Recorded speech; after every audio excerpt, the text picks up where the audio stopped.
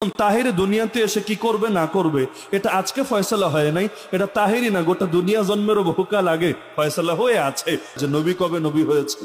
আদম আলাইহিস সালামের। আসসালামু আলাইকুম রাহমাতুল্লাহি ওয়া বারাকাতুহু।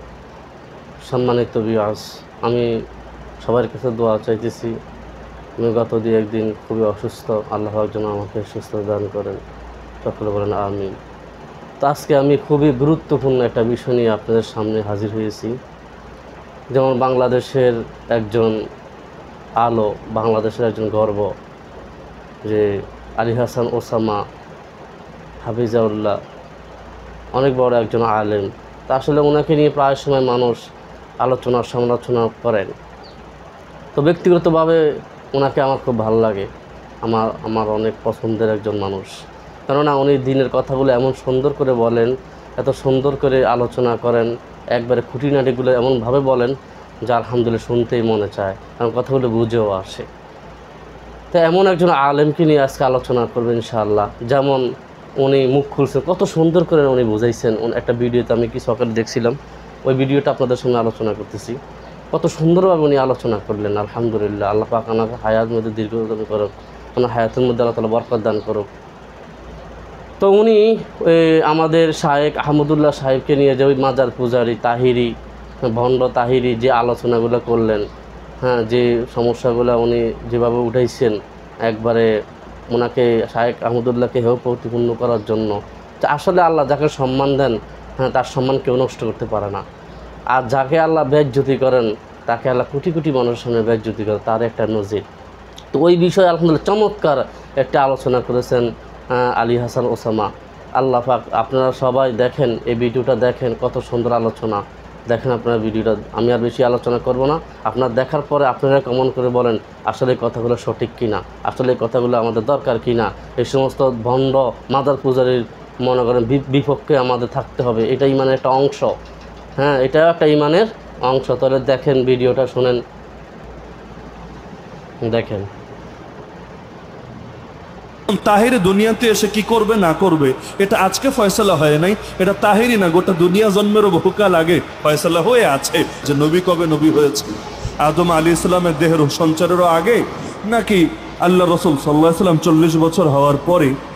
আমার দুই পক্ষের বক্তব্য আমি বিস্তারিতভাবে শুনেছি। শায়েখ আহমদুল্লাহ সাহেবের বক্তব্য তো শুনেছি, তার সাথে আমার আলাদাভাবে কথাও হয়েছে।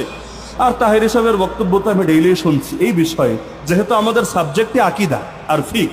সুতরাং আকীদা নিয়ে বাংলাদেশের কোন চিপায় চাপায় কি হয় না হয় সবকিছু নজরে রাখার চেষ্টা করি, কারণ যার যে দায়িত্ব তাকে তো সেই দায়িত্ব পালন করতে হবে। আমরা ইসলামের পাহারাদার, আসলে দারোয়ান, পাহারাদার। তো যেহেতু দারোয়ান, সুতরাং দারোয়ানগিরি করার জন্য আমাকে তো সব বিষয়েই পরিপূর্ণ আপডেট থাকতে হবে। তো চেষ্টা করি পুরো আলোচনার খোলাসা আমি দুই কথায় বুঝিয়ে দিয়ে আলোচনার ইতি টানছি ইনশাআল্লাহ। একদিকে দাবি করা হচ্ছে যে শায়েখ আহমদুল্লাহ সাহেব মুসলমান নেই, কাফের হয়ে গেছেন, বেঈমান হয়ে গেছেন। আরেকদিকে ওই পক্ষ থেকে দাবি করা হচ্ছে যে যারা বলবে নবী 40 বছরের আগে নবী ছিলেন, তারা নাকি কাফের হয়ে গিয়েছে। ইবনু তাইমিয়া রাহিমাহুল্লাহর একটা ফতোয়াকে কেন্দ্র করে এই বাক্যটা টানছে, ফাহুয়া কাফিরুন বিত্তিফাকিল মুসলিমিন। তো দুই দলের চোখেই যদি দুই দল কাফের হয়ে যায়, দিন শেষে মুসলমানটাকে, তো মুসলমানকে এটা বোঝানোর জন্য আমি অল্প কথায় মূল মেসেজটা, এবং সাধারণ জনতা যারা আছেন, মাদ্রাসার ছাত্রদের বোধগম্য করে লম্বা আলোচনা আমি ইতিপূর্বে করেছি, সাধারণ জনতা যারা আছেন তাদেরকেও পানি ভাতের মতো করে বুঝিয়ে দিচ্ছি। দেখেন, বিষয় হলো দুইটা। এক নম্বরে, প্রতিটা মানুষ দুনিয়াতে আসার পরে কি হবে না হবে এই সব কিছু আগ থেকে তাকদীর নির্ধারিত আছে নাকি নাই। নবী যে আগ থেকেই নবী, এর অর্থ মনে হয় এটা, বুঝছেন, যে নবী যে আগ থেকেই নবী, এর অর্থ মনে হয় এটা যে আল্লাহ তাআলা এই ফয়সালা আগ থেকে করে রেখেছেন। এই বিবেচনায় আমি বলবো এটা ভুল কথা। এটা কি কথা? এটা কি কথা? আমাদের অনেক ভাই দেখেছি এই কথা বলতে চাচ্ছে যে সবাই তো আগ থেকে কি হবে না হবে। যেমন তাহির দুনিয়াতে এসে কি করবে না করবে এটা আজকে ফয়সালা হয় নাই, এটা তাহিরি না, গোটা দুনিয়া জন্মেরও বহুকাল আগে ফয়সালা হয়ে আছে। তো সবই তো আগ থেকে লেখা। তো যদি বলেন অর্থ এটাই, তাহলে আর আমার নবীর বিশেষত্ব কি? আদম নবীও জন্মের বহু আগেই লেখা আছে তিনি নবী হবেন। আল্লাহ যখন থেকে আল্লাহর ইলমও তখন থেকে, বুঝেন, আল্লাহ যখন থেকে আল্লাহর ইলমও তখন থেকে। আল্লাহর যেমন কোনো শুরু নাই, কোনো শেষ নাই, আল্লাহর ইলমেরও কোনো শুরু নাই, নাই, কোনো শেষ নাই। এ কারণে কোরআনকে আমরা বলি আল্লাহর কালাম। এ কারণে কোরআনকে আমরা মাখলুক বলি না। মাখলুক মানে সৃষ্টি, আমরা বলি না কোরআন সৃষ্টি। কেন? আল্লাহ যখন থেকে তার কালামও তখন থেকে। আল্লাহর অস্তিত্বের সূচনা নাই, সুতরাং কালামে পাকের অস্তিত্বেরও কোনো সূচনা নাই। কথা ক্লিয়ার? তা আল্লাহ যখন থেকে তার এলেমও যদি তখন থেকে হয়, তো এই যে দুনিয়াতে কি হচ্ছে না হচ্ছে, এই সবগুলোর এলেম আল্লাহর আছে নাকি নাই? আচ্ছা, আজকে না 1000 বছর পরে কি হবে, এটা আল্লাহ তাআলা একেবারে সেই অনন্তকাল থেকে, অনাদিকাল থেকে জানেন নাকি জানেন না? তো যদি বলেন যে আমার নবী নবী হবেন, এটা আল্লাহ জানতেন। ওই বিবেচনায় বলা হয়েছে নবী আদম আলাইহিস সালামের দেহে রূহ ঢুকানোর আগেই নবী। আমি বলবো এই কথাটা বাস্তবসম্মত না, কারণ এখানে নবীও যা, এখানে অন্যরাও হবে তা, আমার নবীও যা, অন্য নবীও তা। কারণ আল্লাহ সবার ব্যাপারেই জানেন। আল্লাহর ইলম কারো ব্যাপারে আছে, কারো ব্যাপারে নাই, বিষয়টা এমন না। আল্লাহর ইলম সবার ব্যাপারে আছে। তাহলে বলবেন অর্থ কি? তাহলে বুঝেছি হুজুর আল্লাহর এলেমে আছে, ঠিক আছে, আল্লাহ আলাদা করে লিখে রেখেছেন।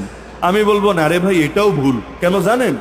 আল্লাহ তাআলা কলম সৃষ্টি করার পরে, কলম মানে আমার পকেটে থাকা কলম না, আউয়ালু মা খালাকাল্লাহু আল কলম। আল্লাহ তাআলা কলম আর লৌহে মাহফুজ সৃষ্টি করার পরে আল্লাহ কলমকে বললেন উকতুব, কলম তুমি লেখো। কলম বলল আল্লাহ আমি কি লিখবো? আল্লাহ বললেন মা হুয়া কাইনুন ইলা ইয়াউমিল কিয়ামা, কিয়ামত পর্যন্ত যা কিছু হবে সব লেখো। পূর্বভাগে আজকে যে মাহফিল হবে, সেই মাহফিলে আলী হাসান ওসামা আসবে, রফিকুল ইসলাম মাদানী আসবে, এই সব কিছু সেই লৌহে মাহফুজে লেখা হয়ে গিয়েছে যখন আমার বাপেরও জন্ম হয় নাই, তারও কোটি কোটি কোটি বছর আগে। তাহলে সেখানে যদি সব লেখা হয়ে থাকে, আদম নবী নবী হবেন এটাও লেখা, মুসা নবী নবী হবেন এটাও লেখা, মুহাম্মদুর রাসূলুল্লাহ সাল্লাল্লাহু আলাইহি ওয়াসাল্লাম নবী হবেন এটাও লেখা। লেখা কি সবই লেখা, নাকি কিছু কিছু জিনিস লেখা? সবই লেখা, কোনো কিছু বাদ নাই। এমন কোনো কিছু হবে না যেটা লেখা নাই। আল্লাহ নবী বলেন রুফিআতিল আকলাম ওয়া জাফফাতিস সুহুফ, সব লেখা শেষ করে কলম উঠিয়ে নেওয়া হয়েছে, আর যেই পৃষ্ঠায় লিখেছে সেখানে কালিও শুকিয়ে গিয়েছে। তার মানে পৃথিবীতে নতুন করে এমন কিছু হবে না যেটা নতুন করে সেখানে লিখতে হবে, সব লেখা হয়ে আছে। তা আমার নবী নবী হবে এটা লেখা হয়ে আছে। যদি বলেন হুজুর অর্থ খালি এতটুকু, তাহলে ভাই এটা তো সব নবীরই বৈশিষ্ট্য এবং সব মানুষেরও বৈশিষ্ট্য, আমার নবীর বিশেষত্ব থাকলো কই? ধাপ কিন্তু দুইটা বলে দিলাম। এক নম্বর হলো এলেম, আল্লাহর এলেমে তো সবই আছে। আমার নবী নবী হবে এটাও আছে, আদম নবী নবী হবে এটাও আছে, আপনি নাসিরনগরে জন্ম নেবেন এটাও আছে। এখন থেকে 5 বছর পর বাংলাদেশের নির্বাচনে রাতের ভোট হোক আর দিনের ভোট হোক, কে পাস করে আসবে এটাও আছে। সব কিছুই আছে, আল্লাহর এলেমে কোনো কিছু বাকি নাই। 2 নম্বরে আল্লাহ কলম আর লৌহে মাহফুজ সৃষ্টি করার পরে সব লিখে রেখেছেন। ওই লেখার মধ্যেও নতুন করে কিছু সংযোজন হবে না, কিছু বিয়োজন হবে না। এই দুইটা সবার ব্যাপারে প্রযোজ্য। বলবেন তাহলে আমার নবী তখন থেকে নবী, এই কথার অর্থ কি? এই কথার অর্থ হলো 3 নম্বরটা, সেটা হলো আপনারা লাতাইফুল মাআরিফ খুললে ইমাম ইবনে রাজব হাম্বলির এই কথাগুলো পেয়ে যাবেন। একইভাবে সুবুলুল হুদা ওয়ার রাশাদ ফি সিরাতি খাইরিল ইবাদ কিতাব খুললেও এগুলো পেয়ে যাবেন। আর অসংখ্য ইমামরা স্পষ্টভাবে এই ব্যাখ্যাগুলো করে গিয়েছেন। ইমাম সুয়ুতিও তার কিতাবে লম্বা চওড়া আলোচনা করেছেন। আমি সংক্ষেপে মূল কথাটা বুঝিয়ে দিচ্ছি যে এখানে বিশেষ একটা ব্যাপার ঘটেছে। আল্লাহ নবীকে জিজ্ঞেস করা হলো মাতা ওয়াজাবাত লাকান নবুওয়া, ইয়ানি সাবাতা, হে নবী আপনার জন্য নবুয়ত কখন সাব্যস্ত হয়েছে? আল্লাহ নবী বললেন কুনতু নাবিয়্যান ওয়া আদম বাইনার রূহি ওয়াল জাসাদ, আমি তখনও নবী যখন আদম ছিলেন রূহ আর দেহর মাঝামাঝি। তার মানে দেহ তো হয়েছে, রূহ এখনো ঢুকানো হয় নাই দেহের মধ্যে, অর্থাৎ তার দেহে রূহ সঞ্চারের আগে, তাকে প্রাণ দেওয়ার আগে আল্লাহ আমাকে নবুয়ত দিয়ে দিয়েছে। এখানে কেউ অনেকে আবার একটা জাল হাদিস বলে, ছাত্র ভাইয়েরা খেয়াল রাখবেন, জাল হাদিস বলে কি? জাল হাদিস ও আদমু বাইনাল মাই ওয়াত তিন, এই শব্দ বলে ও আদমু বাইনাল মাই ওয়াত তিন, যখন আদম ছিলেন পানি আর কাদামাটির মাঝে, এটা জাল হাদিস। আমি যে শব্দ বললাম এটা সহি হাদিস, বাইনাল রূহি ওয়াল জাসাদ। কিন্তু আরেকটা যে শব্দ আমাদের অনেক বক্তারাও বলে বাইনাল মাই ওয়াত তিন, জাল হাদিস। কেন? এটার অর্থটাও ভুল, সনদগত তো পর্যালোচনা আছে, অর্থও ভুল। কারণ তিন, আরবিতে 3 শব্দের অর্থই হলো এমন মাটি যার সঙ্গে পানি মিশানো হয়েছে, মানে কাদামাটি। তো আপনি বললেন পানি এবং কাদামাটির মাঝে, মানেটা কি রে ভাই? যদি বলতেন পানি এবং শুকনা মাটির মাঝে, কথায় যুক্তি থাকতো। পানি এবং সাধারণ মাটির মাঝে, কথায় যুক্তি থাকতো।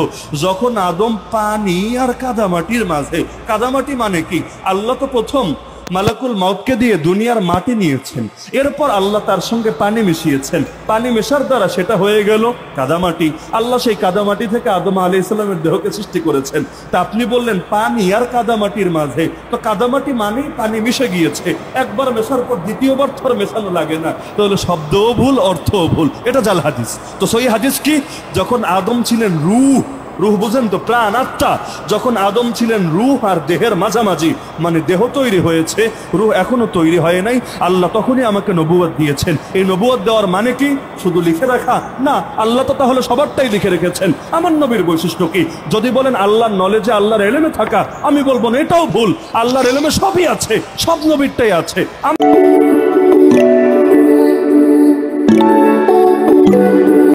আব্বাস রাদিয়াল্লাহু আনহুর হাদিস, নবীকে প্রেরণ করা হয়েছে 40 বছর বয়সের। মানেটা কি? এর মানে হলো আল্লাহ তাআলা তাকে এই সম্মাননা তো বহু আগেই দান করে রেখেছেন, তবে বিশেষ একটা দায়িত্ব আল্লাহ 40 বছর বয়সে তার কাঁধে তুলে দিয়েছেন। এই দায়িত্বটাও ধাপে ধাপে বেড়েছে। প্রথমে আল্লাহ শুধু তাকে দিয়েছেন, এক পর্যায়ে তার আপনজনদেরকে দাওয়াত দিতে বলেছেন, এক পর্যায়ে শুধু আপনজন না একেবারে সবাইরে দাওয়াত দিতে বলেছেন, এক পর্যায়ে শুধু দাওয়াত না জিহাদ পর্যন্ত করতে বলেছেন। ধাপে ধাপে অগ্রসর হয়েছে। যেমন কোরআন আল্লাহর কালাম কবে থেকে? আল্লাহ যখন থেকে, আল্লাহর কালামও তখন থেকে। যখন আদম নবী দুনিয়াতে ছিলেন তখন কি কোরআন ছিল না? অবশ্যই ছিল। আল্লাহ দুনিয়াতে আমাদের সামনে জাহের করেন নাই, কিন্তু আল্লাহর কাছে লৌহে মাহফুজে সংরক্ষিত ছিল নাকি ছিল না? অবশ্যই ছিল। তো মুহাম্মদুর রাসূলুল্লাহ সাল্লাল্লাহু আলাইহি ওয়াসাল্লামকে চাইলে আল্লাহ তো একদিনেই পুরোটা দিয়ে দিতে পারতেন। আল্লাহর এই ক্ষমতা আছে নাকি নাই? লাইলাতুল কদরে তো পুরো কোরআনকে আল্লাহ একসঙ্গে নামিয়েছেন, পুরো কোরআনকে একসঙ্গে নামিয়েছেন। কোথায়? দুনিয়ার আসমানে, এই প্রথম আসমানে। তো লৌহে মাহফুজ থেকে পুরোটা একসঙ্গে নামালেন, ইন্না আনজালনাহু ফি লাইলাতিল কদর। এরপর সেই প্রথম আসমান থেকে আমার রাসূলের উপর 23 বছর ধরে নাজিল করলেন। কেন? আল্লাহ এক সেকেন্ডে নাজিল করতে পারতেন না? আরে বলেন না, পারতেন না? 23 বছর ধরে কেন নাজিল করলেন? এটা আল্লাহর হিকমত, আল্লাহর রহস্য, আল্লাহর প্রজ্ঞা। এর কি ব্যাখ্যা আল্লাহই ভালো জানেন। একইভাবে আল্লাহ চাইলে শৈশবেই আমার নবীকে নবুয়ত দিতে পারতেন নাকি পারতেন না? আরে বলেন না, পারতেন নাকি পারতেন না? এক শ্রেণীর বকলম বলে কোন নবী নাকি নবী হয় নাই 40-এর আগে। ভুয়া কথা, একেবারেই কাঁচা কথা। কোরআনই তারা পড়ে নাই। আপনি কোরআন খুলেন, ইয়া ইয়াহইয়া খুযিল কিতাবা বিকুওয়া ওয়া আতাইনাহুল হুকমা ইয়ানি আন-নুবুওয়াতা সাবিয়্যা ইয়ানি হালা কাউনিহি সাবিয়্যা। খুলেন তাফসীরের কিতাব, কোরআন বলছে আল্লাহ ইয়াহইয়া নবীকে ডেকে বলছেন, হে ইয়াহইয়া কিতাবকে ধরে রাখো শক্ত হাতে, আর আমি ইয়াহইয়াকে নবুয়ত দিয়েছি ছোট বয়সে। সবই মানেই হলো যে এখনো বালেগই হয়নি, প্রাপ্তবয়স্কই হয়নি। তা আমাদের দেশে বালেগ হয় কয় বছরে? ধরেন 12 থেকে 15টাই ধরলাম। তাহলে আল্লাহ তারও আগে তাকে নবুয়ত দান করেছেন। তো ওই সময় বালেগের বয়স কত ছিল আল্লাহ ভালো জানেন। তবে সবই মানে 40 না, ওটা আবার ভিন্ন শব্দ। তাহলে হাত্তা ইদা বালাগা আশুদ্দাহু ওয়া বালাগা 40 সানা, ওই টাইপের বাক্য বলা লাগবে। তাহলে আল্লাহকে সবাইরা 40-এ নবুয়ত দিয়েছেন, আগেও দিয়েছে? বলেন না। অধিকাংশ আর সবাইকে এক কথা নাকি? সবাই মানে প্রত্যেকে, আর অধিকাংশ মানে বড় একটা সংখ্যা। তা আল্লাহ অধিকাংশকে 40-এ দিয়েছেন কেন? এর রহস্য আল্লাহ ভালো জানেন। যেমন 313 একটা সংখ্যা, আপনারা জানেন তো নাকি? 313-এর মধ্যে কি আছে আমাকে বলেন দেখি। বদর যুদ্ধে নবী নামলেন কয়জনকে নিয়ে? তালুত আলাইহিস সালাম জালুত বাদশার বিরুদ্ধে যুদ্ধে নেমেছিলেন কয়জনকে নিয়ে? 313। একইভাবে আল্লাহর খলিফা মাহদি যখন আসবেন তাকে গিয়ে বায়াত দেবেন কয়জন? প্রথমে 313। কি আছে 313-তে? পৃথিবীর ইতিহাসে বড় বড় বিজয় নিয়ে আসছে মাত্র 313 জন মিলে। ব্যাখ্যা আমিও করতে পারবো না, আপনিও পারবেন না, কিন্তু এর যে কি রহস্য আল্লাহ অবশ্যই ভালো জানেন। পুরো আলোচনার খোলাসা কি এক বাক্যে বুঝতে পারবেন।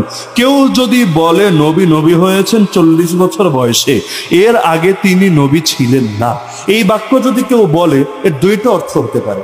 কয়টা অর্থ?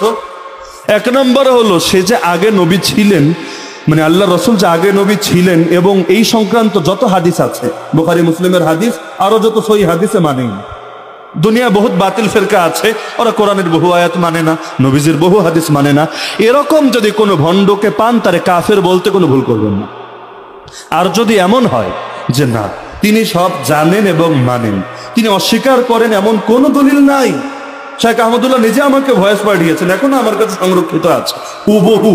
তিনি বলেছেন যে আমি কেন রে ভাই মাদ্রাসায় যে 2-3 ক্লাস পড়েছে এমন একটা ছাত্রকে দেখা সম্ভব যে ছাত্র এই নবীজির এই হাদিসটা জানে না, যে আমার নবী তখনও নবী যখন আদম আলাইহিস সালামের দেহে রূহ সঞ্চার হয় নাই। এটা মাদ্রাসার ছোট বাচ্চা জানে না, এটা কি সম্ভব? সবাই তো জানে, এবং যারা জানে মানে। এটা নিয়ে ইখতিলাফ করেছে এমন লোক আমরা আমাদের জীবনে দেখিনি। আমরা আমাদের জীবনে অন্তত কওমি সার্কেলের মধ্যে, যেহেতু তিনি কওমি মাদ্রাসা থেকেই দাওরা পড়েছেন, দেখি নাই। এখানে